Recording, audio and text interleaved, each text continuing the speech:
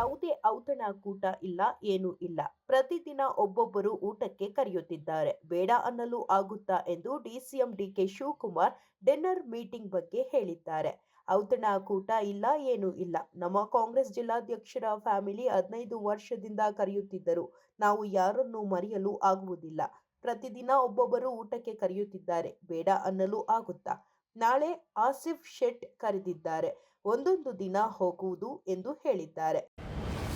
Apple company ಭಾರತದಲ್ಲಿ 2 ಬೃಹತ್ ಫ್ಯಾಕ್ಟರಿಗಳನ್ನು ನಿರ್ಮಿಸಲು ಯೋಜಿಸಿದೆ ಎಂದು ಭಾರತದ ಮುಖ್ಯ ಆರ್ಥಿಕ ಸಲಹೆಗಾರ ವಿ. ಅನಂತ ನಾಗೇಶ್ವರನ್ ಹೇಳಿದ್ದಾರೆ. ಅಮೆರಿಕದ ಸ್ಟಾನ್ಫೋರ್ಡ್ ಯೂನಿವರ್ಸಿಟಿಯ ಸ್ವಾಯತ್ತ ಚಿಂತನಾ ವೇದಿಕೆ ಎನಿಸಿದ ಹ್ಯೂವರ್ ಇನ್ಸ್ಟಿಟ್ಯೂಷನ್ನಲ್ಲಿ ನಡೆದ ಚರ್ಚಾಗೋಷ್ಠಿಯಲ್ಲಿ ಮಾತನಾಡುತ್ತಿದ್ದ ವಿ. ಅನಂತ ನಾಗೇಶ್ವರನ್ ಅವರು ಆಪಲ್ ಕಂಪನಿ 2 ಮೆಗಾ ಫ್ಯಾಕ್ಟರಿ ನಿರ್ಮಿಸುವ ಸಾಧ್ಯತೆ ಇದೆ ಎಂದಿದ್ದಾರೆ.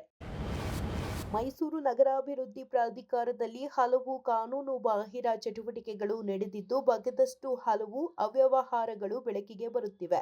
ಮೈಸೂರು ನಗರಾಭಿವೃದ್ಧಿ ಪ್ರಾಧಿಕಾರದ ಮಾಜಿ ಆಯುಕ್ತ ಜಿಟಿ ದಿನೇಶ್ ಕುಮಾರ್ ತಮ್ಮ ಅಧಿಕಾರಾವಧಿಯಲ್ಲಿ 140 ಕೋಟಿ ರು ಮೌಲ್ಯದ 283 ನಿವೇಶನಗಳನ್ನು ಅಕ್ರಮವಾಗಿ ಹಂಚಿಕೆ ಮಾಡುವ ಮೂಲಕ 22.47 ಕೋಟಿ ರು ಲಂಚ ಪಡೆದಿದ್ದಾರೆ ಎಂದು ತಿಳಿದುಬಂದಿದೆ.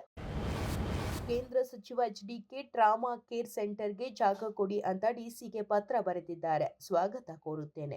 ಇದು ಸುಮಲತಾ ಎಂಪಿ ಆಗಿದ್ದಾಗ ಬಂದಂತಹ ಕಾರ್ಯಕ್ರಮ. ಮಂಡ್ಯದ ಆಸ್ಪತ್ರೆಯ ಪಕ್ಕದಲ್ಲೇ ಜಾಗ ಕೊಡಲು ಸಿದ್ಧ ಇದ್ದೇವೆ. ಕೇಂದ್ರ ಸರ್ಕಾರ ಕುಂಟುತ್ತಾ ಇದಕ್ಕೆ ಒಪ್ಪಲಿಲ್ಲ. 108 ಸಬಾಬು ಹೇಳಿ ಸ್ಟಾಪ್ ಮಾಡಿದ್ರು.